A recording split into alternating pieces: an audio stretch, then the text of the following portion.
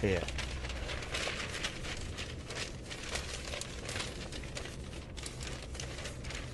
Hector.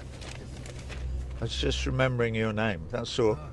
I might repeat it occasionally because I have real trouble with names. So, Hector. So, are you rolling?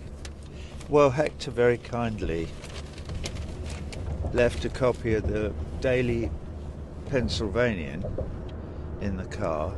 Palestine Rights Festival escalates into campus-wide controversy. All right.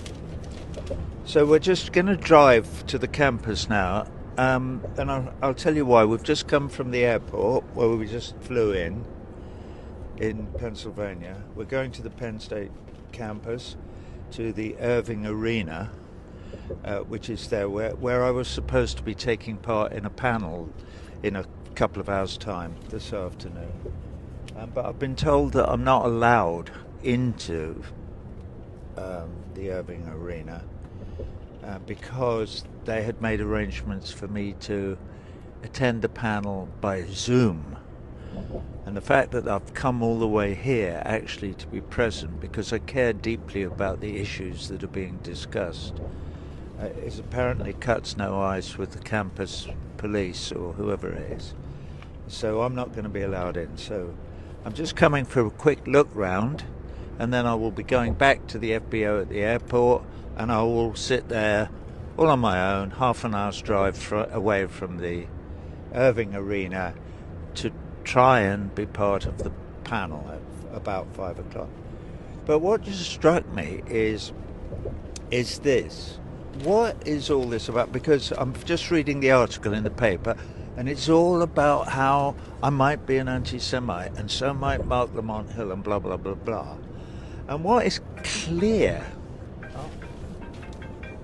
what is entirely clear is that all this, we won't let him come into Irving Plaza because we care deeply about anti-Semitism.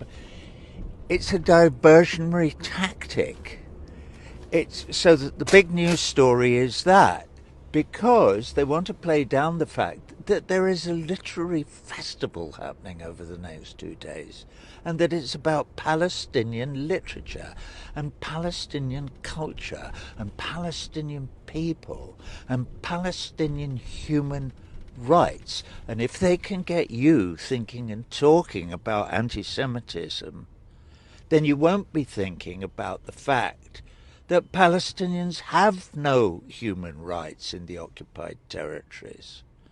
Okay, and that is what should be centre and foremost in everybody's consciousness and mind. Because what you have to think about is this: how would you feel if you had absolutely no civil or legal rights in your country where you were born and your grandparents and great-grandparents and great-great-grandparents were born, and where they'd been growing olive trees and doing all the other things that people do in a normal country growing up, okay? And if you then had no rights, how would you feel, for instance, if you got on the freeway, you decided to go and visit your cousin in New York, and you drove on, and they stop you at the toll gate like that, and they go, identity card please, and you hand your identity card, and they go, you can't go on the freeway. Don't be silly. What? Why not? You're not Christian. What? Well, no, I'm not. I'm a whatever you might be. I'm a Muslim. Well, you can't go on the road then. That's ridiculous. No, church and state are separate, mate. You don't understand. Not here, they're not. Right? So in Palestine, for instance, you cannot go, if you're a Palestinian, you are not in the occupied territories. You are not allowed to drive on the freeway. You have to go by little back roads, higgledy-piggledy routes, and so on and so forth. I could go on for hour after hour. But that is what we should be talking about in the Daily Pennsylvanian, not whether Roger Waters is an anti-Semite or not. And by the way, he's not. I know he's not. Shall I tell you how I know? I am Roger Waters, and this is my heart.